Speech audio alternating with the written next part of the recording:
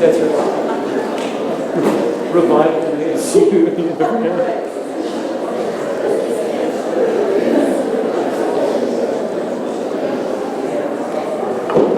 How will these people come in?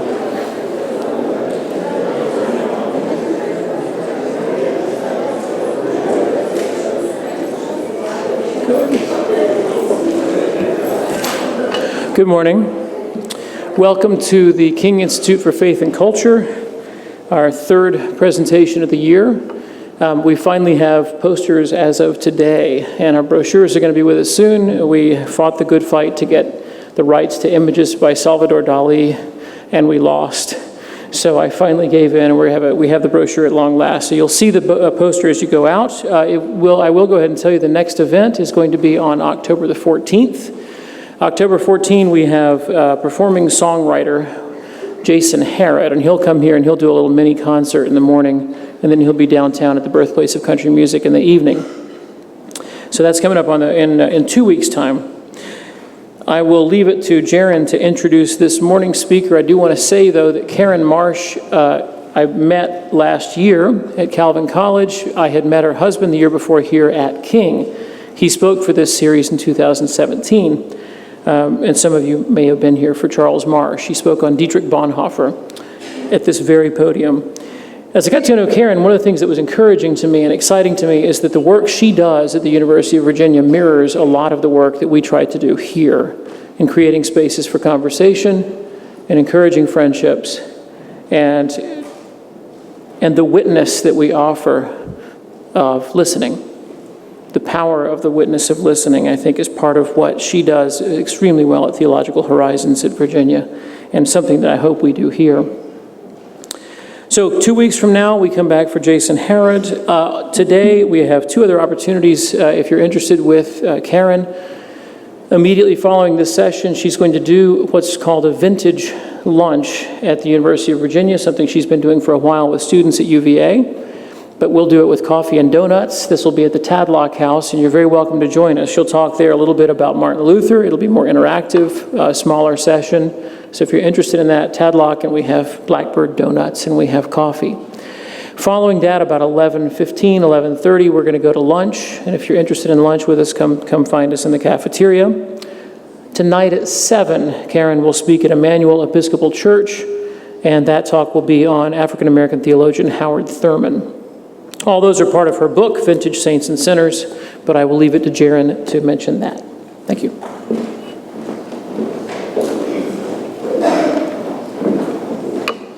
Good morning, everyone.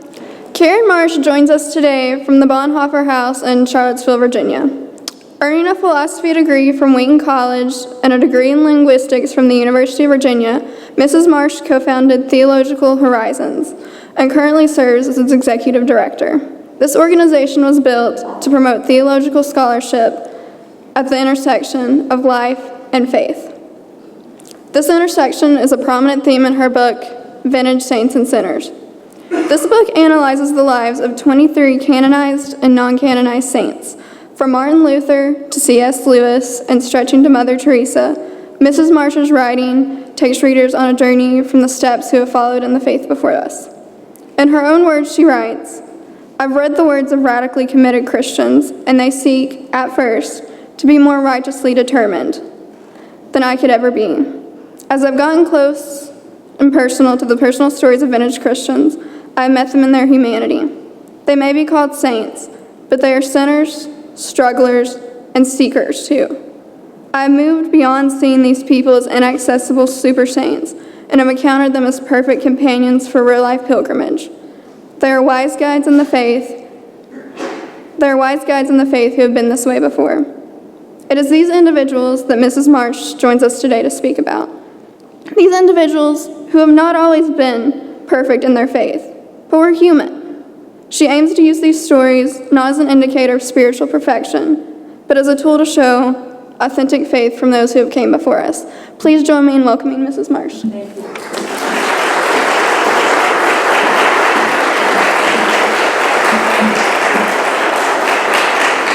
Thank you for the warm introduction, Jaron, and to Martin for your kind invitation, and for all of you for beginning a Monday morning with me on this beautiful last of September day. I am weirdly obsessed with this idea of saints.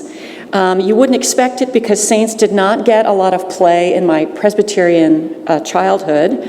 I don't remember using the title saints much as a kid, except when it was attached to one or two men from the roster, someone like Peter or St. Paul. Every now and then, St. Francis would turn up in a garden in the form of a sculpture. But most of the saints that I thought of were models of restraint and repentance. At church, I was taught, as I imagine some of you were, that anyone who follows Christ is a saint. Just like those folks in Corinth, whom Paul greets with these words. He calls them those called to be saints, together with all those who in every place call upon the name of our Lord Jesus Christ. So although I was persuaded by this argument that we are all saints, I'd been into enough art museums and seen paintings and sculptures, and I'd stepped into a Catholic church or an Orthodox church to know that there were some pretty seriously extreme saints out there. Women saints with like blazing hearts on their robes, martyr saints assailed by arrows, saints who glowed with passion and suffering and triumph, eyes raised towards heaven, saints with incredible superpowers. Saint Joseph could actually fly, apparently. But some lived in the desert with neither food nor drink to sustain them, living on prayer alone. Now, these saints seem to be characters out of legends. And as interesting as they were, they didn't feel like real people. It's like they lived on this other plane of existence, inaccessible to mere mortals, embodied as symbols or ideals, but far from my own life. So I asked myself, between the common, everybody saints like you and me, and these wild storybook saints, is there some kind of saint for the likes of you and me? And I've come around to considering some people, many whom are beyond the bounds of church-certified sanctity, beyond the officially approved saints, to be a broader type of saint. And I love the image that saints are like the colored stained glass of humanity. It's said that by the grace of God, a special kind of light shines through their lives, and through them we can better see Jesus Christ, the light of the world. Saints never generate their own light. Their glory, their luminescence, is only a reflection of God's glory. And if you see a hint of a halo over their heads, don't let it fool you, because saints are always sinners too. Now, every Friday for the last 18 years or so, including just 3 days ago, back home at the University of Virginia, I've gathered with undergraduates for a homemade lunch, which is the main draw, of course. And as we eat, we gather for a conversation that we call Vintage.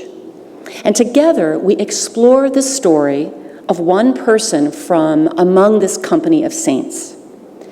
The students and I have come to love these older brothers and sisters in the faith. They've become for us mentors and friends who speak across the centuries, across cultures and continents, and into our own lives and struggles and doubts and faith today.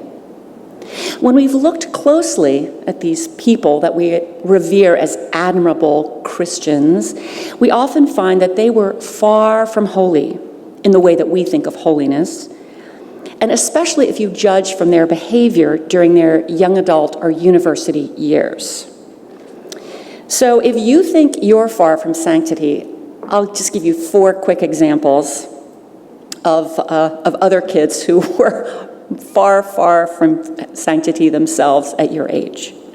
Way back in the 4th century, the one we call Saint Augustine arrived at the University of Carthage in North Africa. He'd finally gotten away from his pious mother and her smothering Christianity, and he was ready to party. There was a more righteous boy, the one we call Benedict, who arrived at the university in Rome, and he was so disgusted by the kids who drank like pigs and, ate and made a mess, that he ran away from school without telling his parents to live in a cave as a hermit. 17-year-old Martin Luther was miserable at the University of Erfurt, and he complained constantly about being forced to wake up at 4 o'clock in the morning, only to endure what he judged to be another day of rote learning and wearying spiritual exercises. So 9 o'clock chapel is not that bad, y'all. As a college freshman, Thomas Merton was kicked out of Cambridge for very bad behavior. I won't go into it. Who knew that he would become one of the best-selling Christian contemplative authors of all time?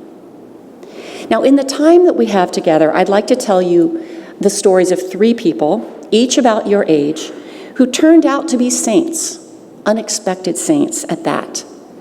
C.S. Lewis, Juana Inés de la Cruz, and Sophie Scholl.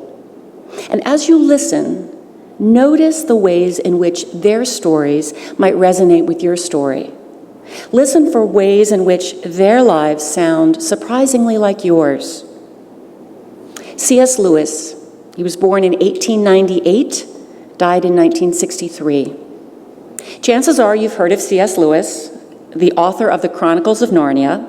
His 1952 book, Mere Christianity, has been translated into at least 36 languages, and it has sold, in the last 20 years alone, more than 4 million copies. So chances are you have one. But as a college student, C.S. Lewis, who was called Jack, dismissed religion as irrational folly. Jack was only 9 years old when his mother died of cancer, and his father packed him off to a miserable boarding school, a place where dreary chapel services gave the lonely, heartbroken boy no comfort at all. And so young Jack Lewis rejected the dull, traditional Christian dogma touted by those around him. In its place, he embraced a materialistic view of the world. He turned to rational, hard science to explain everything. At 17, Jack was asked about his religious views, and without hesitation, he said this: "I believe in no religion. There is absolutely no proof for any of them. And from a philosophical standpoint, Christianity is not even the best." He was an extremely bright young man, and he was admitted to Oxford University in 1917. But World War I disrupted his academic career before he'd even settled in. He joined the British Army, and he spent his 19th birthday in France's Somme Valley, surrounded by dead and dying men. Later, back in Oxford, after what they called the Great War, the 21-year-old war veteran bragged that he had never once called upon any desperately imagined God, not even under attack in the foxhole. Jack lived by scholarly logic and cool intelligence. Yet, in spite of himself, Jack's imagination drew him back to myth and to story. He talks of a flashback in which he was transported to his early childhood to a happy moment with his brother in the nursery of the old house. Within this vivid memory, Jack is overwhelmed by a feeling, a powerful sense of desire, and then the feeling is gone, and the world turns commonplace again. Jack became captivated by this longing, the pleasure of an unsatisfied desire, and he called this feeling joy.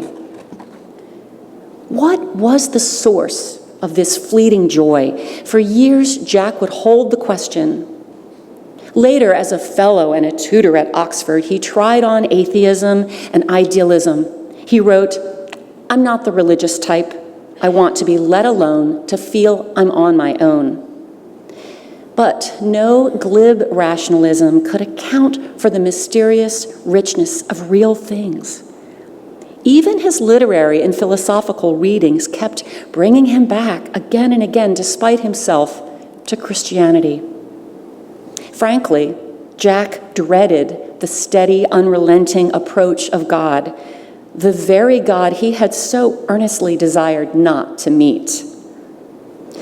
But after years of intellectual wrangling and resisting, one night, alone in his university room, Jack gave in. He confessed that God was God. He knelt, he prayed, the most dejected and what he called the most reluctant convert in all of England. Even to himself, C.S. Lewis would become a most unexpected saint. What was it that compelled the stubborn, scholarly Jack Lewis toward faith in Christ? He would say that it was the old ache whispering to him from early childhood, joy, that powerful, painful feeling of longing, that key to transcendence, which opened up an existence beneath and beyond this one. In his own logical way, Jack considered his own desire, the strong longing that nothing in this world could satisfy. And logically, he concluded that he was made for another world. Beyond the scope of human reason, Jack reckoned, there must be more than meets the calculating eye. So in the end, God, the true source of joy, captivated C.S. Lewis's restless mind and seeking heart. At age 31, Jack returned to cradle faith, but this time he embraced the Christian story not out of fear or duty, but out of a brave willingness to be charmed by a big, beautiful story. Christianity made reasonable sense of things at last, far more sense than his earlier atheism ever had. Jack came to believe Christianity, he said, just as he believed that the sun rises. Not only could he see the sun, but by it he could see everything else. In the light of imaginative faith, Jack Lewis helps us to discern the intrinsic interconnectedness of things. And through the eyes of his thoughtful faith, the world is re-enchanted, even for you and for me today. A second unexpected saint was born exactly 250 years before C.S. Lewis, in the middle of the 17th century, in the middle of nowhere. And in many ways, she was born in the wrong place at the wrong time. Juana Inés de la Cruz, 1648 to 1695. Juana Inés de la Cruz was a feisty Mexican girl who was possessed by one single passion: to pursue knowledge. As a toddler, only 3 years old, somehow Juana persuaded her sister to teach her to read and write in Latin. And at 6, the little girl heard that there was a college in faraway Mexico City, and so she hatched a plan.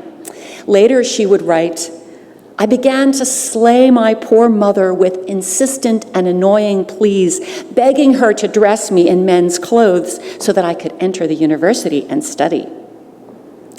But in the meantime, Juana Inés devoured the books from her grandfather's library. Volumes of literature, science, philosophy, theology, languages. She developed some quirky habits, declaring, "I would abstain from eating cheese because I heard that it made people stupid." And the desire to learn was stronger for me than the desire to eat, and the girl loved cheese. Whenever she was dissatisfied with her mastery of a certain subject, Juana Inés would cut off her hair to punish herself for her own dull-wittedness. A head that was bare of facts should also be bare of glossy curls, of course. So given her astonishing intellectual discipline and drive, Juana's future as an academic was surely guaranteed, right? No, wait. The era was colonial 17th century Mexico, The authorities were male, traditional, Catholic, Spanish, colonialists, and our young scholar, she was the daughter of unwed parents. A Spanish military officer, a Mexican-born mother, and nobody from the town of I don't speak Aztec, the town of Mepantla, which was Aztec for the land in the middle. She was an illegitimate child, and her birth was not even recorded in the town registry. Her very existence was off the books. She was a faithful daughter of the church, and so I, thinking of her story, have asked myself, did she ever wonder if God wanted her to give up her scholarly aspirations? Was she tempted to demonstrate her true faith through acts of submission, all in the name of obedience, piety, propriety? Well, apparently not. This girl of the land in the middle knew exactly who she was and what she wanted. Once she finished off her grandfather's entire biblioteca, our preteen prodigy determined to get herself to Mexico City, the center of the universe. At 13, she was presented as a lady in waiting to the court of the sovereigns of Spain who ruled the New World colony. The royal couple happened to love literature, which was a lucky break for the new maiden, who quickly composed romantic poems in their honor, which was a promising start to her own literary career.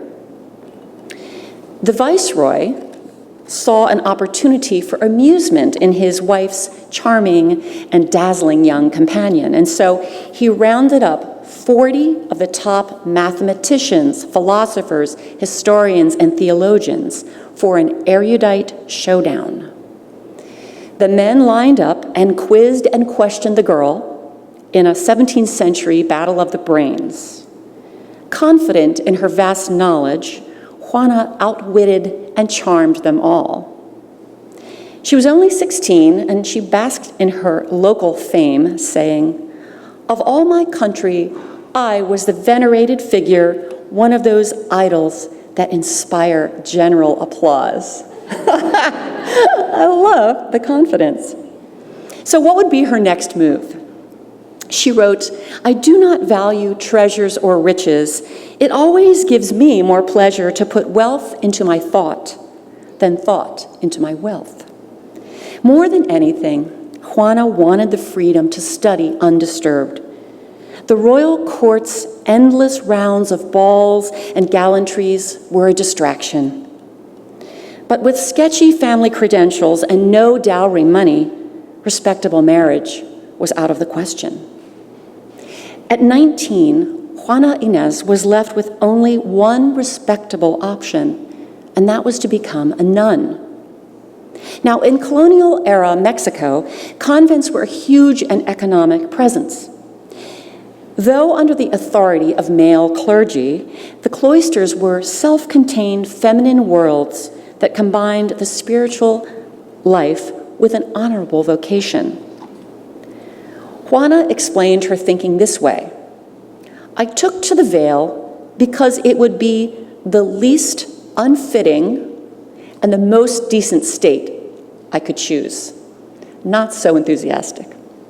But she left the realm of court society and entered the cloister.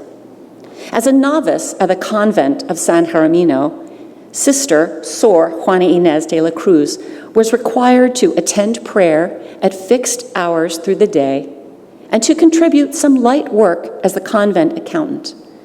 Other than that, Juana's time was pretty much her own. I think that's historically accurate. Anyway. At the convent, each nun had private living quarters, staffed by servants, complete with kitchen, bath, sleeping quarters, and parlor. Not what I expected. Her own comfy corner cell had 2 floors, and the second-story window had a beautiful view of the Valley of Mexico. And there she built up her personal collection of books, both secular and sacred, works of art, and a variety of musical and scientific instruments.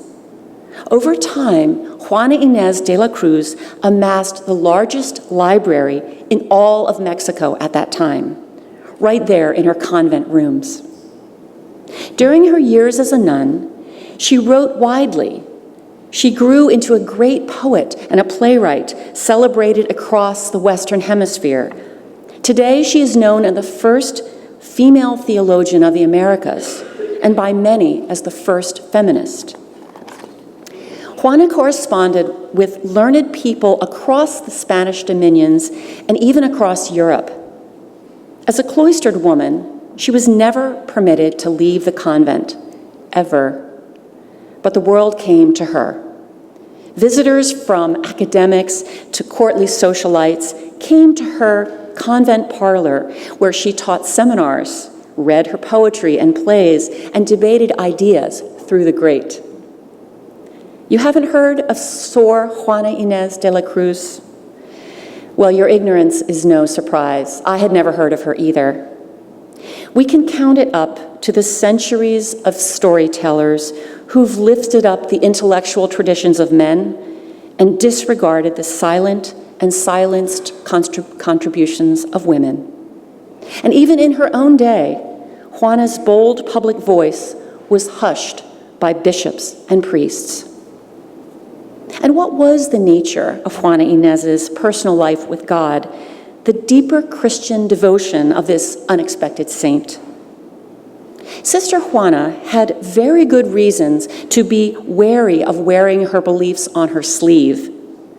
The deadly Spanish Inquisition was at large in colonial Mexico, enforcing the medieval church doctrines of the true faith.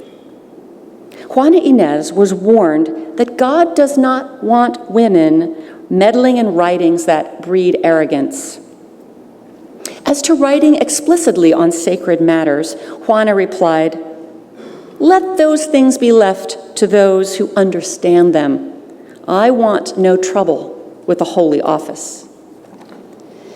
But there was increasing pressure from church authorities, men critical of her fame. The final chapter of Juana's story will break your heart. Abruptly, Juana Inés renounced her public life and took a vow of silence. You can hear the pain in her final words, which she spoke before she went silent. "If my intellect is my own, why must I always find it so keen to harm me?" Juana Inés gave away all of her beloved books, her treasures, her scientific and musical instruments. 2 years after the renunciation of all that she loved, Juana Inés de la Cruz died while serving the sick in her own convent. Unlike Juana Inés, you and I have the privilege of learning. Unimpeded, we can eat cheddar cheese, surrounded by more books than we could ever finish. Let us honor this unexpected saint who was crushed in her time for expressing the good gifts that God had given to her.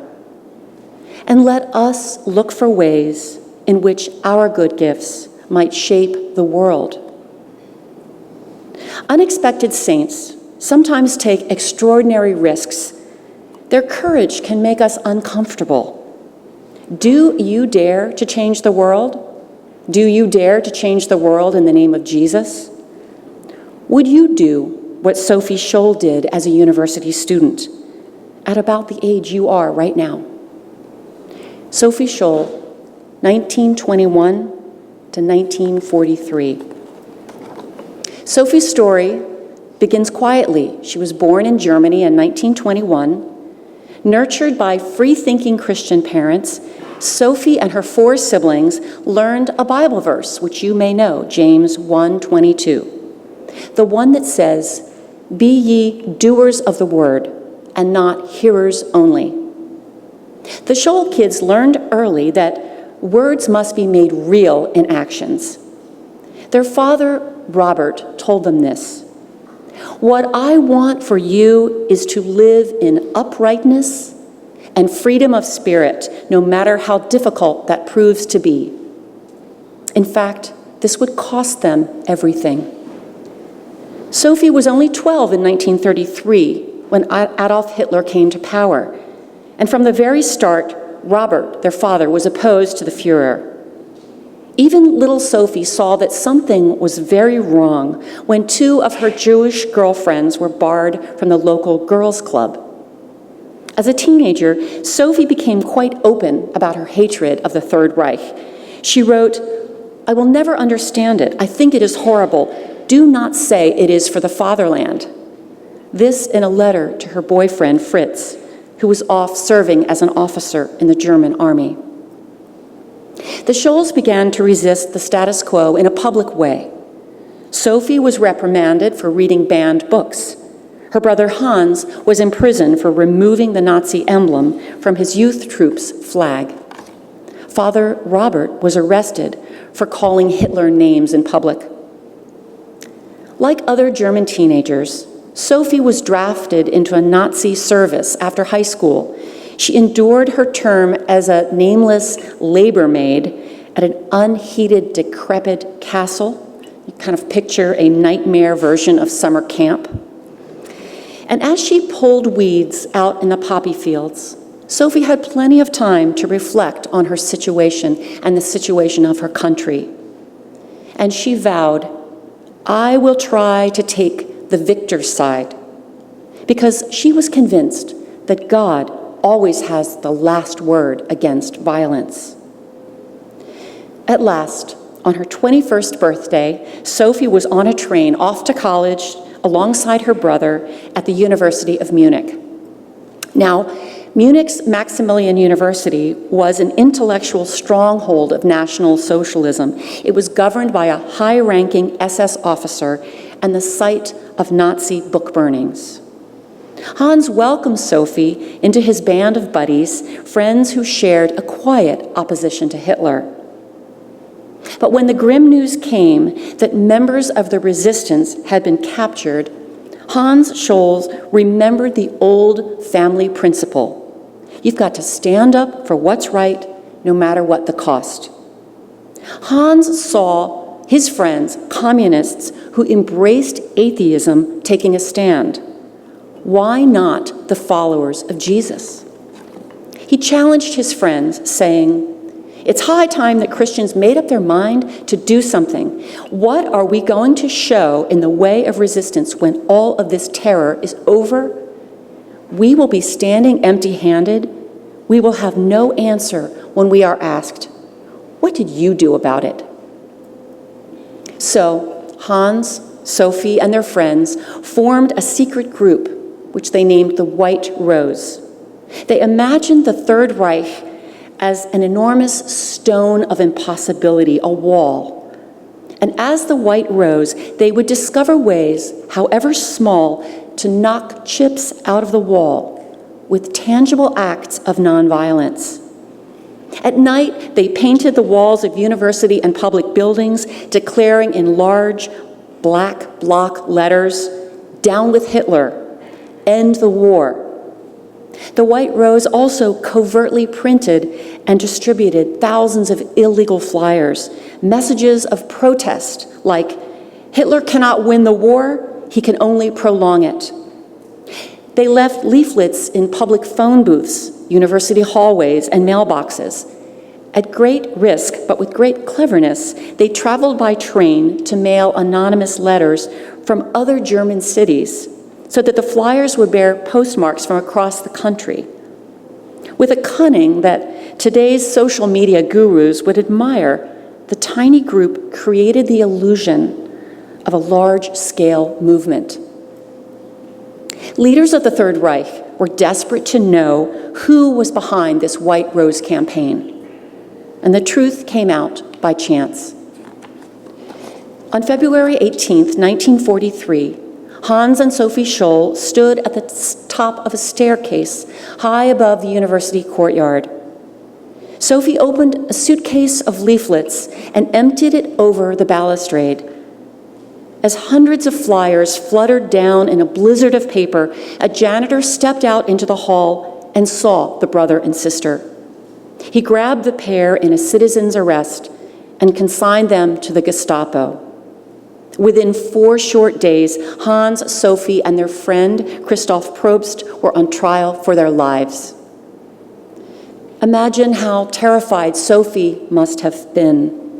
In a private moment, she wrote, "I shall cling to the rope that God has thrown me in Jesus Christ, even if my numb hands can no longer feel it." But in the courtroom, without a single witness called in their defense, people say that Sophie, Hans, and Christoph remained calm, composed, clear, unflinching as they were condemned to die.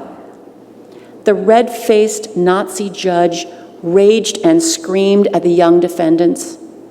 But standing before him, 21-year-old Sophie broke in calmly and boldly declared, "Somebody, after all, had to make a start. What we wrote and said is also believed by many others. They just don't dare express themselves."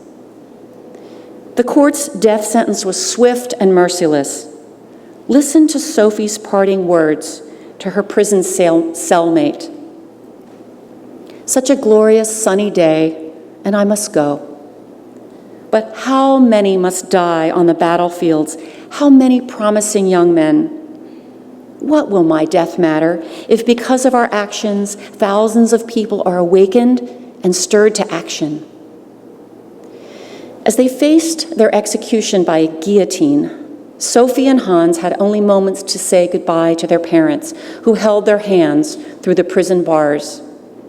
Grasping at something, anything, to say to her daughter in comfort, Magdalena Scholl said, "Remember, Sophie, Jesus." Sophie replied, "Yes, but you must remember Jesus too." The prison warden heard Christoph declare, "I didn't know that dying would be so easy. In a few moments we will meet again in eternity." And as he put his head on the block, it is said that Hans cried out in a loud voice, "Long live freedom." And that was the end. The Nazi machine continued its killing undeterred. Sophie Scholl was an unexpected saint who followed Jesus with uprightness and freedom of spirit.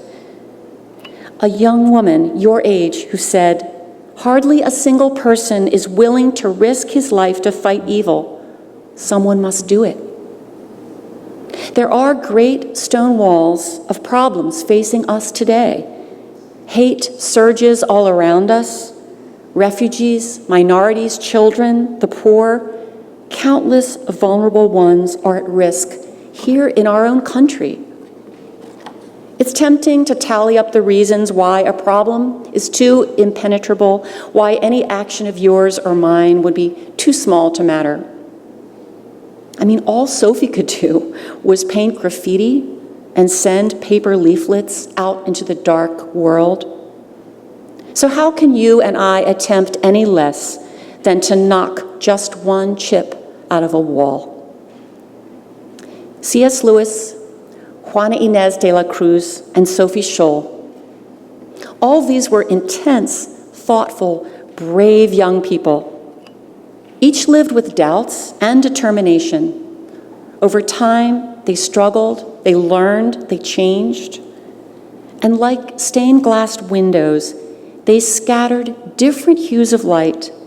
And even now, they show us varied ways of glorifying God in the world.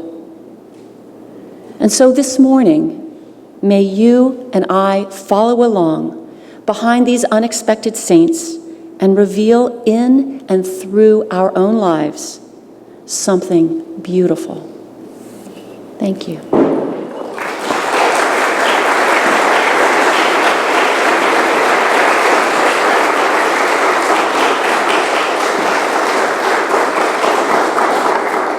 Again, if you want to spend some more time with Karen Wright Marsh, we'll be in the Tadlock House now for some coffee and donuts and a little bit more vintage saints. Lunchtime after that, and then at 7 o'clock tonight at Emmanuel Episcopal. Please join me in thanking Karen one more time.